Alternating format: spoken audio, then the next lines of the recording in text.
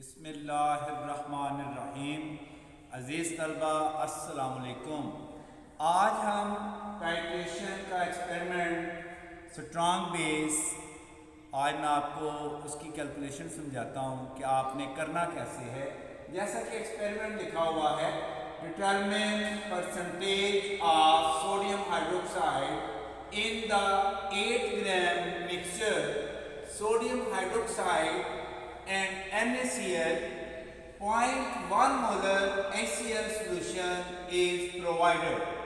जन्मैन इसमें आपने percentage find out करनी है सोडियम हाइड्रोक्साइड की, और 8 ग्राम जो मिक्सचर हमें दिया गया है वो है सोडियम हाइड्रोक्साइड और NaCl का 0.1 मोलर HCl सॉल्यूशन जो है इसमें हमें प्रोवाइड किया गया है। तो सबसे पहले आपने इसमें ऑपरेटर्स लिखना है। Operators burette, pipette, conical flask, funnel, beakers. फिर इसके बाद केमिकल्स जो हैं वो हैं sodium hydroxide,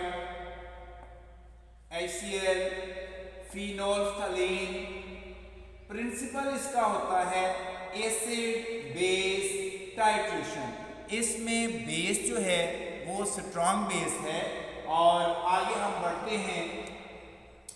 standard solution, standard solution हम उसको कहते हैं whose molarity whose strength is known.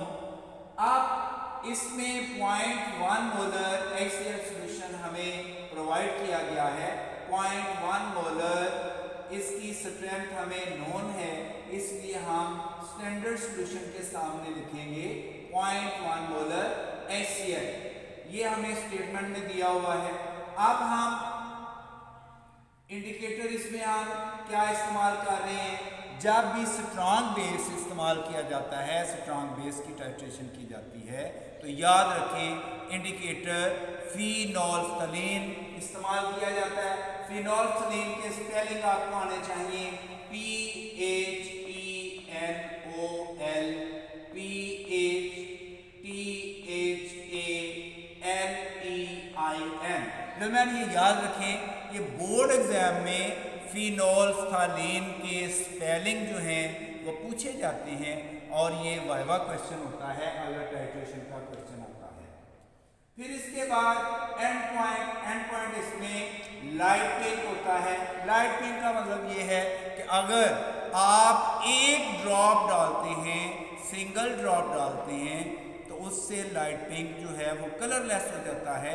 या लाइट पिंक आप देखते हैं तो वो देखते देखते कलरलेस हो जाता है, that is the end point, और वो हमें इंडिकेट करता है कि ये केमिकल रिएक्शन कंप्लीट हो चुका है।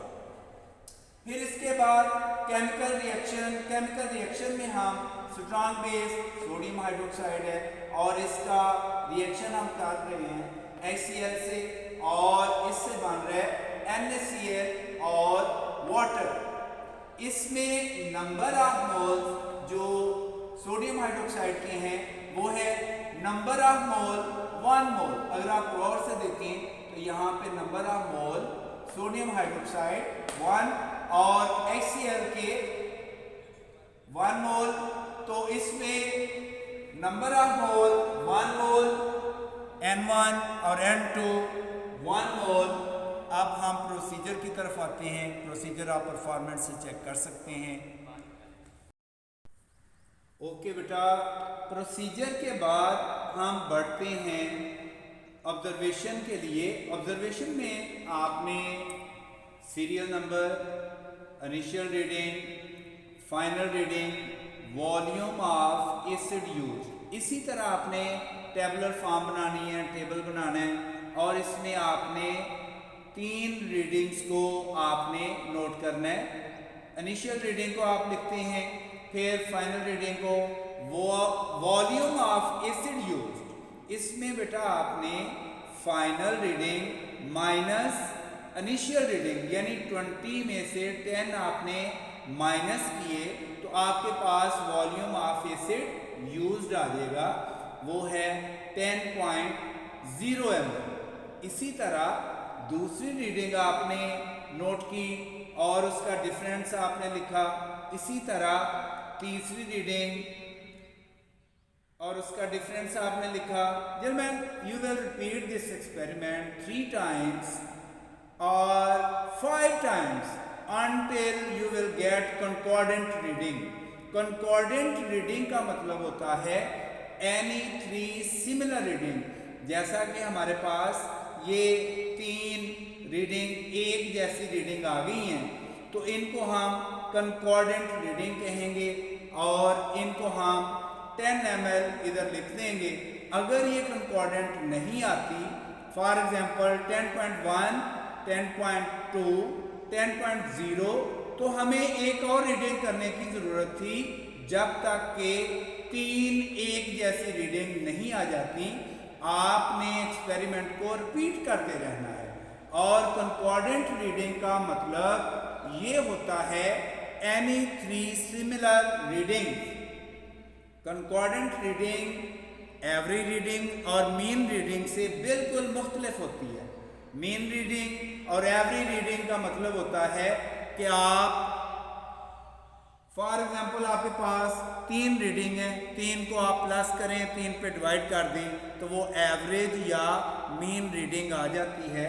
लेकिन आपने कंकॉर्डेंट रीडिंग जब लिखनी है, कंकॉर्डेंट का मतलब होता है एनी 3 सिमिलर रीडिंग्स।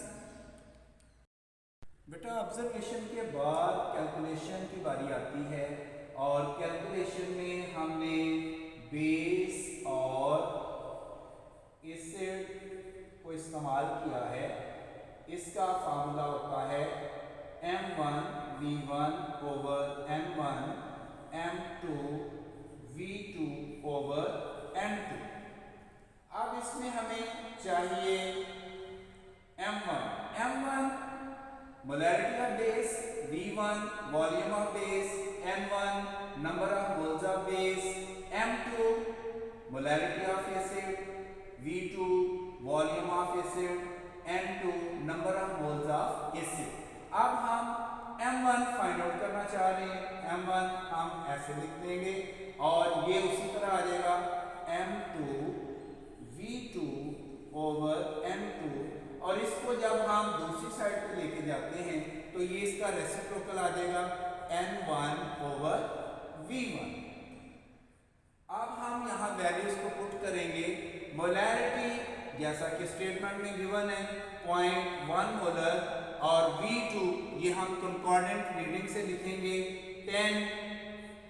N2 ये भी हम रिएक्शन से लिखेंगे 1 नंबर ऑफ मोल्स। अब N1 ये भी रिएक्शन से नंबर ऑफ मोल ये भी 1 था और V1 ये हमने जो पिपट की मदद से जो क्वांटिटी बेस की इस्तेमाल की है वो आ जाएगी। वो हमने 10 ml इस्तेमाल की। अब ये 10 से कैंसिल और 1 से कैंसिल कर दें या नहीं भी करते तो कोई फर्क नहीं पड़ता। 0.1 molar. Now 0.1 molar is the molarity of base। अब हम इसकी स्ट्रेंथ निकालेंगे कि स्ट्रेंथ पर लीटर ऑफ सोडियम हाइड्रोक्साइड कितनी है। अब हम स्ट्रेंथ पर लीटर ऑफ सोडियम हाइड्रोक्साइड निकालेंगे। स्ट्रेंथ पर लीटर सोडियम हाइड्रोक्साइड, इसका फार्मूला होता है molarity into molecular weight. Molarity इसमें आती है 0.1 मोलर और molecular weight of sodium hydroxide ये 40 किस तरह आता है? Sodium plus oxygen plus hydrogen 23 plus 1 plus 23 plus 16 plus 1, तो इस तरह आपके पास 40 आ जाएगा। और 40 को जब हम मल्टीप्लाई करते हैं 0.1 से तो ये आ जाएगा 4 ग्राम पर लीटर। इट मीन्स कि आपने जो मिक्सचर 8 ग्राम इस्तेमाल किया है उसमें सोडियम हाइड्रोक्साइड जो है वो 4 ग्राम मौजूद है और बाकी NaCl है। और ये भी याद रखें कि जब मिक्सचर NaOH और NaCl हो तो उसमें NaCl जो है वो न्यूट्रल होता है, वो रिएक्ट नहीं करता है। सोडियम हाइड्रोक्साइड जब रिएक्ट करता है तो उसकी जो क्वांटिटी निकली है वो है 4 ग्राम पर लीटर, यानी 1 लीटर में 4 ग्राम सोडियम हाइड्रोक्साइड मौजूद है। अब हम आगे बढ़ते हैं परसेंटेज ऑफ सोडियम हाइड्रोक्साइड के लिए, क्योंकि हमें जो मिक्सचर दिया गया था वो था 8 ग्राम। तो 8 ग्राम मिक्सचर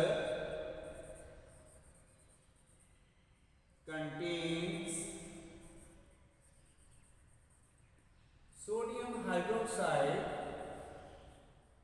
कितना निकला है 4 ग्राम। और 1 ग्राम में कितना होगा, 1 ग्राम मिक्सचर में 4 डिवाइडेड बाय 8। और 100 में कितना होगा, 100 ग्राम में 4 डिवाइडेड बाय 8 मल्टीप्लाइड बाय 100। तो आपके पास आ जाता है, इसको आप कैंसिल करें, 4 1s are 4, 4 2s are 8 and ये 250। तो ये आपके पास आ जाएगा 50। कितनी इसकी परसेंटेज आ गई है, यानी 50%। अब हम एंड पे लिखेंगे रिजल्ट, और रिजल्ट में आपको पता है कि आपने परसेंटेज निकालनी है सोडियम हाइड्रोक्साइड और NaCl की। तो सोडियम हाइड्रोक्साइड की जो परसेंटेज निकली है, यहाँ पे आप लिखेंगे percentage of sodium hydroxide is equal 50%। Percentage of sodium hydroxide जैसा कि 50% आ गई है, और आपको पता है कि हमने जो मिक्सचर इस्तेमाल किया है उसमें 2 कंपोनेंट्स थे, एक सोडियम हाइड्रोक्साइड और दूसरा NaCl। तो परसेंटेज ऑफ NaCl वो कितनी आ जाएगी, 100 में से 50 को माइनस कर दें तो आपके पास दूसरे कंपोनेंट की परसेंटेज आ जाएगी। और इस तरह दोनों 50-50% में मौजूद हैं। जनरल उम्मीद है आपको स्ट्रॉन्ग बेस की कैलकुलेशन बड़े अच्छे तरीके से समझ आ चुकी होगी। अब इजाज़त चाहता हूँ, दुआओं में याद रखिएगा। अल्लाह हाफिज़, अस्सलाम वालेकुम।